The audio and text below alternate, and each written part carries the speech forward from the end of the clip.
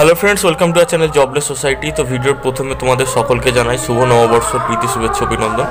তো তোমাদের সকলের এই নতুন বছরটি খুব ভালো কাটুক এই কামনাই করি এবং ভিডিও স্টার্ট করা যাক আজকের। তো তোমরা অনেকে কমেন্ট করে জানতে চেয়েছিলে যে WBPSCর যে মোটর ভেহিকেল ইন্সপেক্টরের এক্সাম হলো 2019-এর, তার এক্সপেক্টেড কাট অফ কী হতে পারে। তো তার জন্য আমরা একটা ভোট পোলও করেছিলাম এবং আমরা এই ভিডিওটিতে কাট অফ রিলেটেড একটা আলোচনা করব। তো স্টার্ট করা যাক। দেখো, প্রথমে কাট অফ রিলেটেড আলোচনা করতে গেলে আমাদের ভ্যাকেন্সি সম্পর্কে একটু জ্ঞান থাকতে হবে। ভ্যাকেন্সি দেখতে গেলে আমরা নোটিফিকেশানে চলে এসেছি। এটা হচ্ছে অফিসিয়াল নোটিফিকেশান 2019-এর। তো এখানে তোমরা দেখতে পাচ্ছ ভ্যাকেন্সি রয়েছে টোটাল 74 অ্যান্ড ইউআরের জন্য ভ্যাকেন্সি রয়েছে 37, SC 17, ST 4, OBC A 8, OBC B 4, PWB candidate যেটা রয়েছে একটা করে এবং দুটো, টোটাল 4টে রয়েছে। তো টোটাল যদি সর্বমোট ভ্যাকেন্সি দেখি 74 ভ্যাকেন্সি রয়েছে। আচ্ছা, এবার কাট অফ প্রেডিকশন করতে গেলে আর একটা জিনিস আমাদের মাথায় রাখতে হবে। দেখো, 2018-তে কিন্তু আর একটা মোটর ভেহিকেলের এক্সাম হয়েছিল, তার একটা নোটিফিকেশান আছে, সেটা একবার দেখা যাক। তো দেখতে পাচ্ছ এখানে এই নোটিফিকেশানটিতে যে ভ্যাকেন্সিটা ছিল সেটা হচ্ছে 66 ভ্যাকেন্সি। এর পরীক্ষা হয়েছে কিন্তু আপাতত রেজাল্ট আউট হয়নি।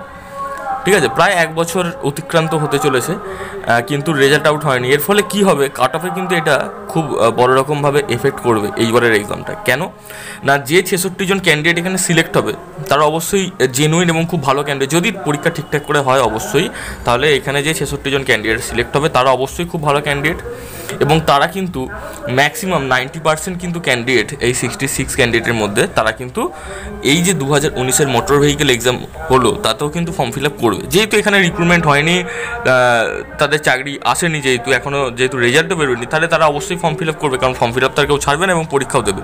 তো সেই জন্যই 2019-এর যে মোটর ভেহিকেল ইন্সপেক্টর হলো তাতে এই সমস্ত ক্যান্ডিডেটও থাকবে যারা 2018-র মোটর ভেহিকেল দিয়েছে, যেহেতু রেজাল্ট আউট হয়নি।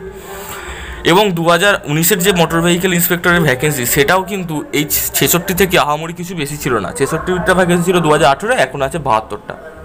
ঠিক আছে, তো 6টা ভ্যাকেন্সি মতো টোটালে বেশি রয়েছে। তো এর ফলে কী হবে, কাট অফ কিন্তু 2018 কাট অফের থেকে কিন্তু 2019-এর কাট অফটা বেশি থাকবে। 2018 অবশ্য কাট অফ এখনও রিলিজ হয়নি, রেজাল্টও রিলিজ হয়নি। তো 2019-এর রেজাল্ট কবে রিলিজ হবে সেটা WBPSC বোর্ডই জানে। তো দেখা যাক তাও কাট অফ একটা কী হতে পারে। আমরা প্রথমে ভোট পোলটা দেখে নিই। তো মোটর ভেহিকেল ইন্সপেক্টরের এক্সামে তোমাদের কত মার্কস উঠছে, এখানে যে 1000 ক্যান্ডিডেট প্রায় ভোট পোলে অংশগ্রহণ করেছিল, একদিন আগে এই ভোট পোলটি করা হয়েছে। 30% অ্যান্ড অ্যাবভ এই মার্কসটা পাচ্ছে 10% ক্যান্ডিডেট। 45% অ্যান্ড অ্যাবভ এই মার্কসটি উঠছে 14% ক্যান্ডিডেটের। 55% এবং তার উপরে 27% ক্যান্ডিডেট পাচ্ছে। 65% এবং তার উপরে 14% ক্যান্ডিডেট পাচ্ছে। ঠিক আছে, আর 75% এবং তার ওপরে বলছে 34% ক্যান্ডিডেট। তো এই তথ্যগুলি সব কিছু যদি আমরা মেনে নিই তাহলে কাট অফ কী দাঁড়াতে পারে। দেখো, 70% কেউ যদি মার্কস তুলতে পারো, 70% মানে যদি 2 নম্বর করে প্রশ্ন হয় তাহলে 140 নাম্বার যদি তোমাদের ওঠে, নেগেটিভ বাদ দিয়ে 2/3 করে নেগেটিভ রয়েছে, যদিও নেগেটিভ কিন্তু প্রচুর পরিমাণে রয়েছে। যেহেতু ভ্যাকেন্সি খুবই কম এবং এরপরে আর কিছু নেই, শুধুমাত্র ইন্টারভিউ রয়েছে, তার জন্য এই কাট অফ কিন্তু জেনারেল ক্যাটাগরি ক্যান্ডিডেটের জন্য 65 to 70% এই রেঞ্জে থাকবে। আর যদি ওবিসি হয় 5% কমিয়ে নাও, মানে 65 to 60%।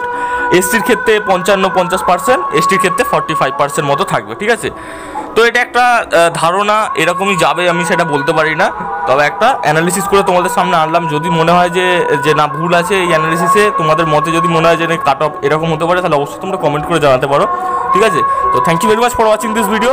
নতুন বছর তোমাদের সকলের ভালো কাটুক। Thank you.